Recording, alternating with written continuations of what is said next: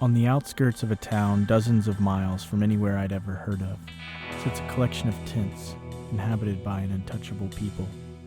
Most live here because leprosy disfigures them, damaging their nerves and slowly debilitating their bodies. The disease, both physically and socially, strips away the dignity that belongs to them as image bearers of God. Many that live in this makeshift community were born here. Even before the disease began to manifest itself in a visible way, their class, handed down through 1,500 years of Hindu culture, ostracizes them from society. So when Ravanniah, a rickshaw puller, found white spots on his arm, the telltale sign of this dreadful disease, he was struck with a sudden realization. మాకు ఇక్కడి నుంచి మేము అక్కడికి వచ్చాం 2002లో నుంచి ఇప్పటి నుంచి నేను చిన్న వయసు నుంచి కష్టం చేసుకుంటా rickshaw దొక్కుంటాం. Unclean, his life as a rickshaw puller was over. Unclean, his life as a husband and father had come to an end.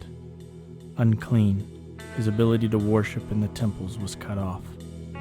Unclean, unwanted, undeniably hopeless. As part of a short-term team sponsored by East West Ministries, Mary Taylor brought a story of redemption and restoration to this community of cast-offs. The seed she planted took root in the fertile soil of these unwanted lives. దేవుడు వచ్చినంత మాకు కష్టం లేకుండా ఏం ఆనందంగా లక్షణంగా బాగు మాకు దేవుడు అనేది మమ్మల్ని కాపాడు సంతోషంగా బాగున్నాను. As I listened to Ravanniah's story, I was struck by the abject hopelessness of it all, and I wondered aloud, what did he hear in the gospel that gave him this hope? His reply was profound.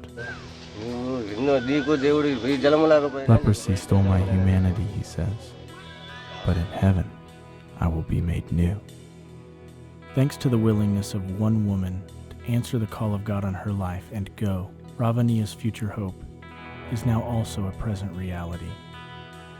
Though his body bears the scars of this fallen world, his soul is being made new, and he knows that the joy he feels today is just a prelude to something much, much bigger.